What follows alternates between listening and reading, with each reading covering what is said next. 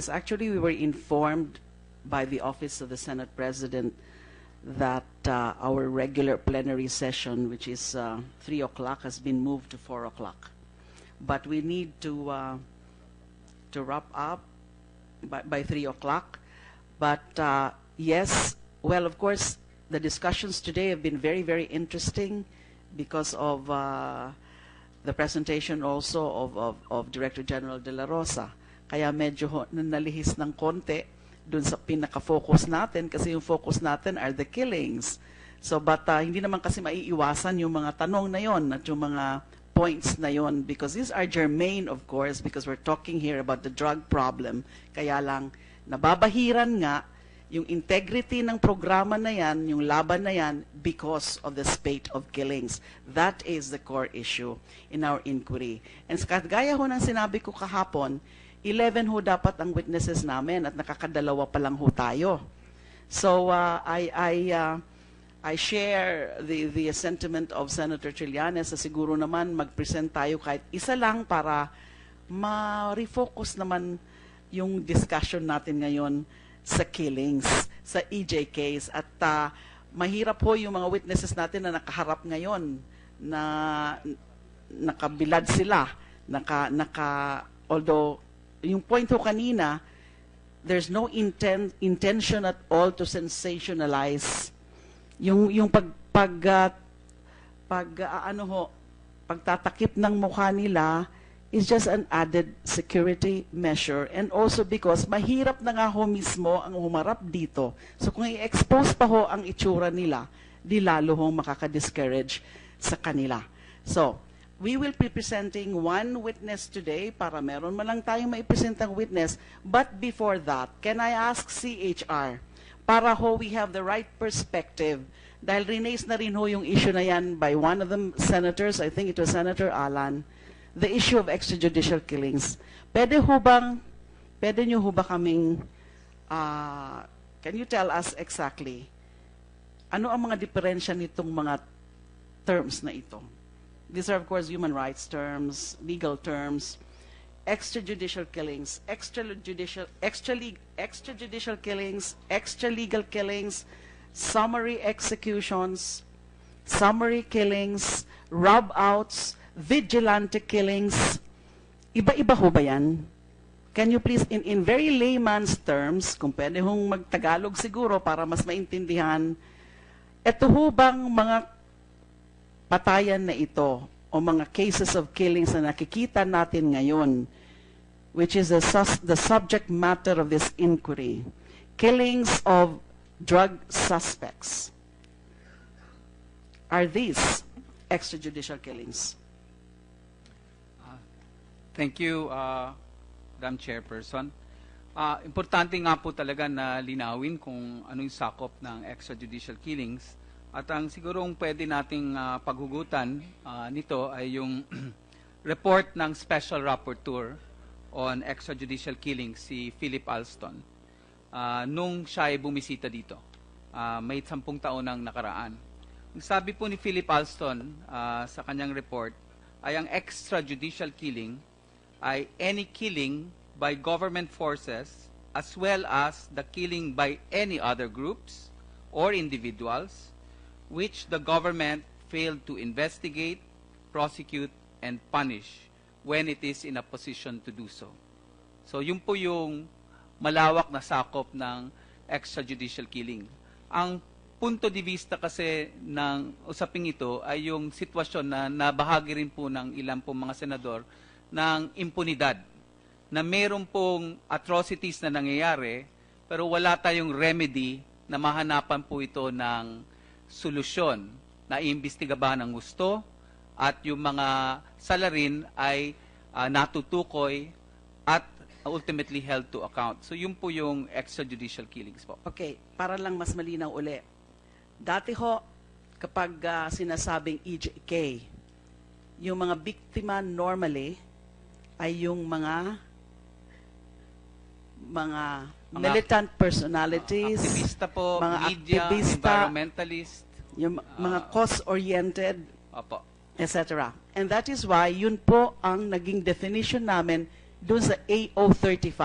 Oh, Yung sinasabi po ni Senator Cayetano. May konteksto po kasi yon. Yung Please explain. AO35 mechanism na tinayo po nung nakaraang administrasyon ay in response to yung situation na marami pong mga kaso ng extrajudicial killings involving journalists, involving human rights defenders, involving environmentalists. Pakilinaw lang po na yung mga EJKs na yan involving activists, involving journalists, hindi naman po yan nagsimula sa panahon ng Aquino administration. Hindi po. In fact, kaya nga pagpasok po ng Aquino administration, naisip po namin na ipalabas yung AO35 na yan, creating a high-level interagency committee chaired by the Secretary of Justice to look into those EJKs. Opo, budsod po yun ng mga sitwasyon. Actually, sa bawat monitoring ng CHR, bawat administrasyon since 1986 ay may mga kaso ng extrajudicial killings as broadly defined by the But historically, the CHR's own records, and that is why it prompted the entry into the Philippines of UN Special Rapporteur Philip Alston. Anong administrasyon since 1986 na nagtala ng pinakamaraming reported EJKs involving activists, militants, labor union leaders, environmentalists, peasant leaders? Ano po administrasyon? Post-martial law po, kasi marami pong mga naganap na ganito sa panahon ng martial law. Pero post-martial law po, bawat administrasyon... Kailan po pumunta si UN Special Rapporteur Philip Alston? Anong administrasyon po? 10 years ago po yun. Administrasyon po ni President Gloria Macapagal Arroyo. At yung... Would you confirm that since 1986, it's during the Aquino administration na pinakamataas yung kaso ng mga EJKs under that definition that we had under AO35? Yung administrasyon ni Gloria Arroyo, doon po tumingkad itong mga klase ng extrajudicial killings. Involving militants, activists, union leaders, peasant leaders, environmentalists, etc. So right. Yun po yung concept, yun ang perspective ng AO35. Kasi pagpasok ho ng Aquino administration, marami talagang mga unsolved EJKs of the previous Arroyo administration, right? Well, yung pagbuo ng AO35, actually nabuo siya soon after ng Universal Periodic Review ng Pilipinas. Because the Universal Periodic Review pertained to the previous administration, the Universal Arroyo Periodic Review of 2012 covered cases of human rights violations for over the last 5 years. So 2 years of the Aquino administration and 3 years of the Arroyo administration. And in the Universal Periodic Review in Geneva at the UN, mayroon pong recommendations na kailangan i-address itong sitwasyon na marami pong mga kaso na walang prosecution and convictions. Yes. Kaya po tinayo yung AO35 at yung definition po doon ay para ma-fast track at ma-monitor po yung progress ng prosecution of these cases that emerged during the Arroyo administration. And again, contemplated within the definition of EJK ay yung kung ang mga biktima ay mga militante, mga aktivista. So wala sa definition ng AO35 yung EJKs involving suspects or the arbitrary killings of suspects. I can tell you, as the chairperson of the high-level interagency committee created under AO35, talaga hong, nung una, we considered including that in the definition of EJK for purposes of AO35. Pero, ang parang naging consensus is, hindi na muna ilagay sa concept ng EJK because we need to focus dun sa mga unresolved cases na mga killings of militants, activists, etc. Now, ngayon naman po, I don't know if you agree with me or not, Chair Gascon. What we are seeing now, the killings that we are seeing now, which have become, which I can say is a phenomenon, is the killing of alleged drug suspects. Yan ang marami natin nakikita ng mga figures. I know that per the PNP presentation, halo-halo na yung statistics niyo po. Di ho ba? Murder, etc.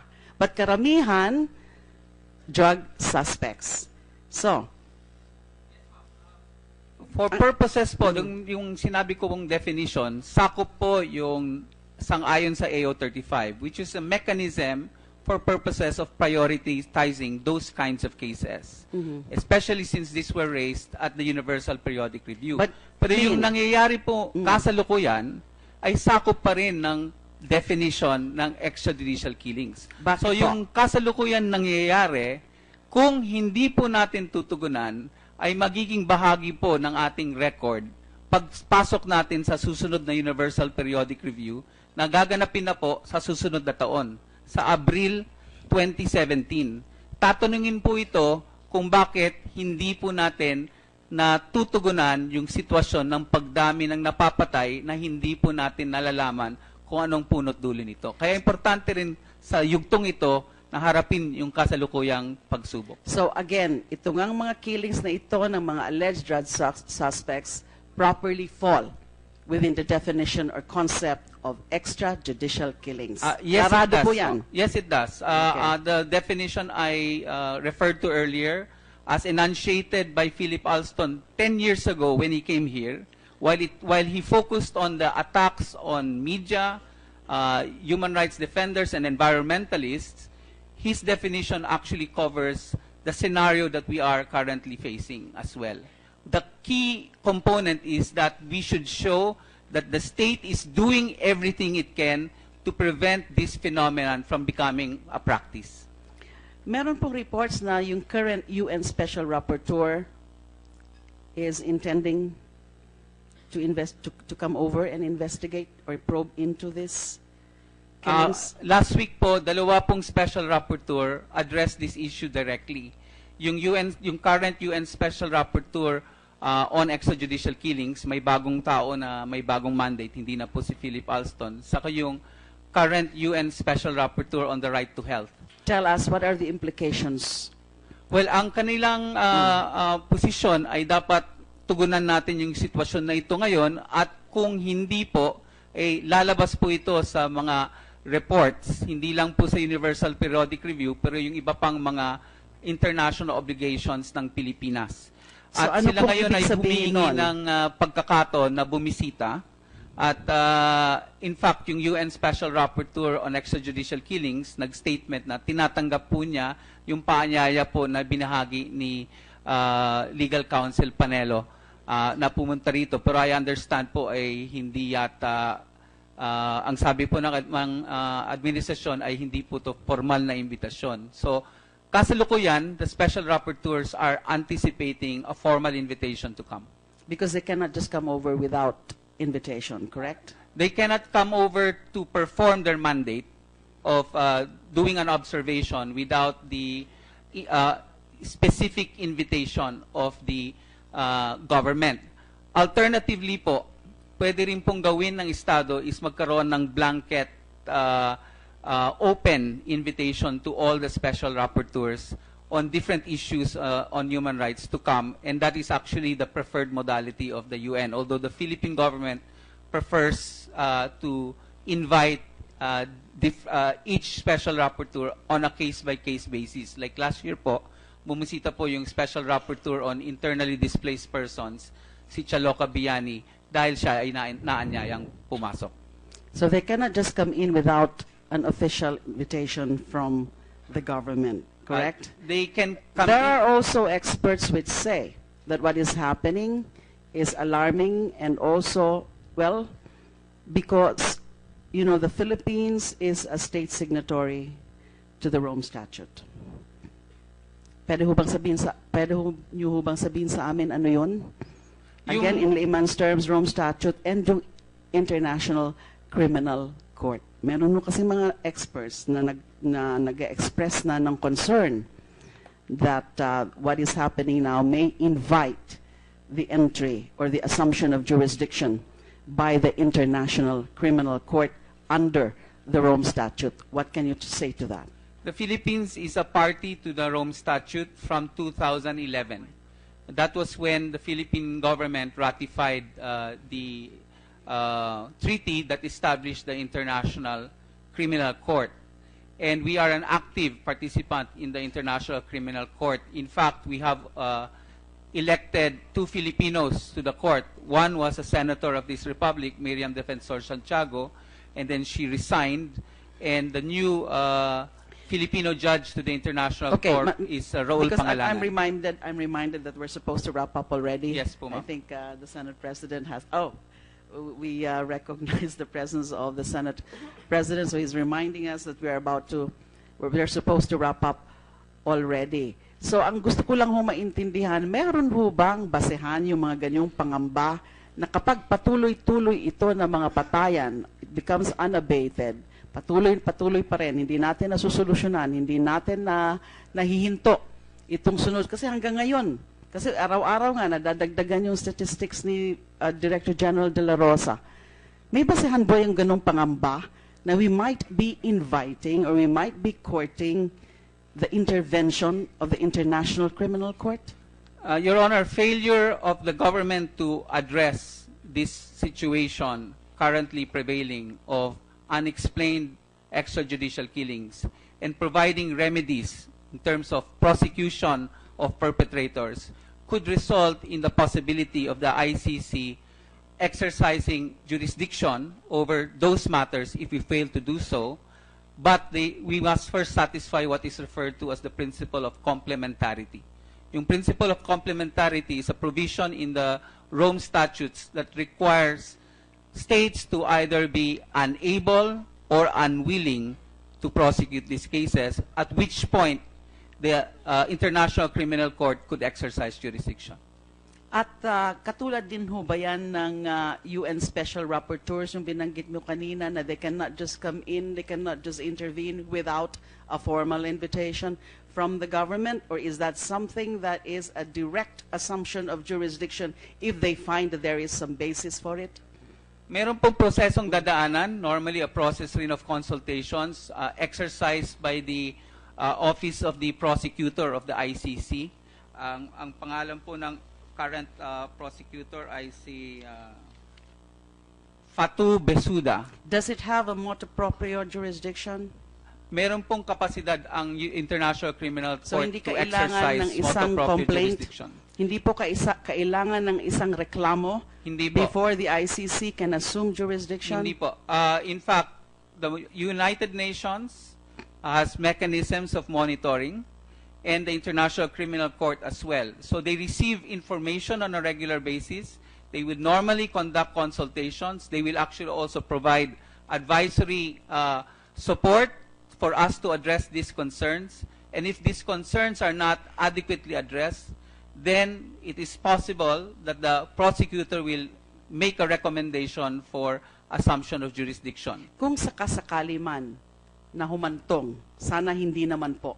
Kaya nga po ginagawa natin ito para tingnan natin kung paano natin matulungan ang administrasyon para mabawasan itong mga sunod-sunod na patayan na ito. Now, kung sakasakali man na pwede nang mag-assume ng jurisdiction yung ICC through its prosecutor, ano ba yung nakikita niyong pwedeng basihan yan or ground for the assumption of jurisdiction by the ICC? Academic discussion lang po. Given the situation now, na 1,000 plus na po yung mga namamatay. Ang alam ko, ang requisites po niyan, widespread and systematic attack on a civilian community. Ilang grounds ang pwede under the ICC? The International Criminal Court is a criminal court with limited jurisdiction over only 4 crimes. And those are? And those 4 crimes are war crimes, genocide, aggression, and crimes against humanity. Sabi po ng mga experts, posible po under crimes against humanity. In your opinion, pwede ho ba yun? Assuming lang na patuloy pa rin po ito. Dumami pa rin ng dumami. Kung dumami po itong mga nangyayari na extrajudicial killings at hindi po natin ginagawa ang lahat para matugunan ito at magkaroon po ng prosecution and accountability, yung Article 7 ng International Criminal Court provides for the situation of crimes against humanity. At ang condition po nan ay dapat widespread or systematic yung attacks on the civilian population. May mga settled definition na ba ng kung ano ang widespread, kung ano ang systematic? Meron po. Can you tell us, again, in very simple terms? Yung usapin po ng widespread, actually hindi po siya nakatala sa bilang, kundi yung kondisyon na hindi po nabibigyan ng sapat na remedy. So pwede nga maging less than 100 yan, more than 100, yung walang fixed numbers. No, walang fixed number. In fact, there have been instances by other international criminal courts that have identified a single act as being sufficient for purposes of crimes against humanity if it is undertaken in relation to a systematic attacks on a civilian population po. And correct me if I'm wrong. Pag ganyan, importante hong ma-establish na it's a state policy or a state-sanctioned policy? Yes po, yun po yung ibig sabihin ng term systematic. Na yung pursuit of the acts or the attacks constitute a systematic or policy-oriented approach to, in a sense, commit these acts. Marami pong acts ang pwedeng maging crimes against humanity. Alam ko po minsan mahirap mag-establish ng element na yan. Systematic. Can you cite any case which try to show to us exactly what is the meaning of systematic? Kasi kung ganyan ho, na araw-araw may patayan, systematic na ho ba yan? Yung prosecutor will be the one that will determine whether these conditions are present. And what they will look at is the totality of what is happening. And Kasi pag sinabi, I'm sorry, but pag sinabi ho kasi natin na state policy, state sanctioned, and even some would say state inspired, these are normally, well, it's difficult to prove, but, you know, it's the totality also of the circumstances, the totality of the cases, because, you know, most of those that are charged and convicted, dati, sa mga ibang countries, talaga namang dinedenayan ng state. Right? No state will ever admit that there is such a policy of killing. Di ho ba? Now, and for that matter, a head of state will not admit that they have that policy of systematic or of killing people. Di ho ba mahirap yon? Kaya nga po, sana po maintindihan kung bakit ginagawa ko po ito. I'm reminding the administration, I'm reminding the government na, you know, yung mga statements na yan, because Police Director General De La Rosa, I'm sorry, but I have to raise this. Kasi nga ho, meron din ho mga statements attributed to you eh. You can always deny if you want to, pero naririnig ko po ito sa radyo o sa TV. For example, meron kayong statement, kung lumaban, patayin. Kung hindi lumaban, palabanin. Ano ho bang ibig sabihin nun? Aren't you encouraging? Psyops lang yun, Your Honor. Ex din ho ba yun? Yes, Your Honor. Tinatakot ko lang po yung mga poser. Pwede ho ba nating bawasan yun? Kasi Yes, Your Honor. maaring wala kayong intensyon na ganun. That's not exactly what you mean, that you're not really inspiring these killers to do that. Pero malay nyo kung yan ang dating sa kanila. Thank you for reminding me, Your Honor. Bawasan ko na po yun. Babawasan. Bawasan. Kasi, sabi ko nga, yung dinedenay yan ng mga inaakusahan sa ICC, eh baka that should be used as an evidence against you. That's an admission. A public admission. So I'm trying to help. Mag-ingat lang po tayo para hindi na misinterpret. Maaring yan ang nasa utak nyo, pero hindi the men on the ground might have a different interpretation of your statements. Madam Chair, Yes, go kailangan rin po rin Last na po yan. Oh, yes po. Kailangan rin po linawin at liban po sa ating membership sa International Criminal Court, pinasa na rin po ng ating Kongreso ang isang national law, yung tinatawag na Republic Act 9851. At ito pong 9851 is essentially a law that criminalizes whatever is under the jurisdiction of the International Criminal Court. So yung crimes against humanity is also a crime under Philippine law. And so ang mangyayari po in the course of the ICC assuming jurisdiction is it will also look to the implementation of this law. If we fail to implement this law and enforce our own laws as we should, then it also becomes another condition for the ICC to possibly exercise jurisdiction. So mahaba sa pinyan. Kailangan mo kasi maintindihan talaga ng ating mga kababayan. And wala na talaga ho tayong oras, so mukhang hindi na ho tayo makakapresent kahit isa lang na testigo. Ako nga po, I was supposed to be the one to wrap up the questioning. Ang dami ko pa hong tanong dapat kay Director General De La Rosa. But for lack of time, no choice but to declare suspension of the hearings. We will issue the appropriate notice. We will still decide kung kailan po ang next. Pero marami pa po.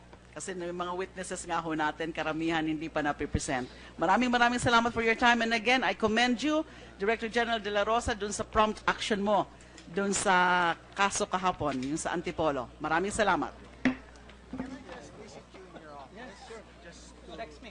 You have my number. Yeah, and just to continue the discussion.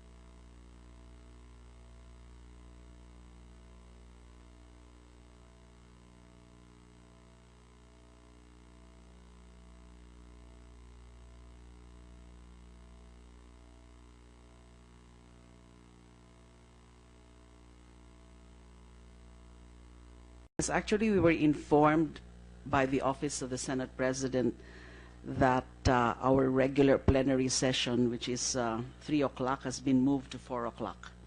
But we need to wrap up by 3 o'clock. But yes, well, of course, the discussions today have been very, very interesting because of the presentation also of Director General De La Rosa.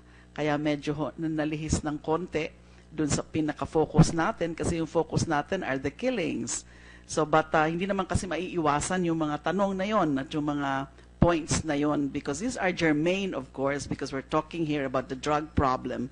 Kaya lang nababahiran nga yung integrity ng programa na yan, yung laban na yan, big killings, summary executions, summary killings, rob-outs, vigilante killings, iba-iba ho ba yan?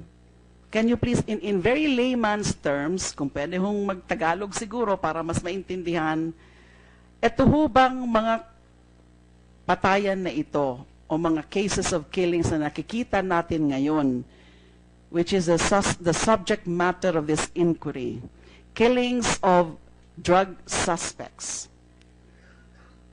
are these extrajudicial killings? Thank you, Madam Chairperson. Importante nga po talaga na linawin kung ano yung sakop ng extrajudicial killings at ang sigurong pwede nating paghugutan nito. An added security measure, and also because mahirap na nga ho mismo ang humarap dito. So kung i-expose pa ho ang itsura nila, di lalo hong makaka-discourage sa kanila. So, we will be presenting one witness today para meron man lang tayong maipresentang witness. But before that, can I ask CHR, para ho we have the right perspective, dahil rinaise na rin ho yung issue na yan by one of the senators, I think it was Senator Allan, the issue of extrajudicial killings. Pwede nyo ho ba kaming, can you tell us exactly, ano ang mga diferensya nitong mga terms na ito?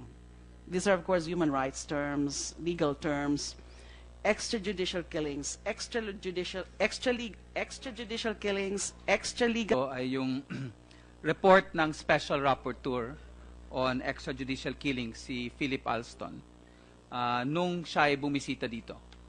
May 10 taon nang nakaraan.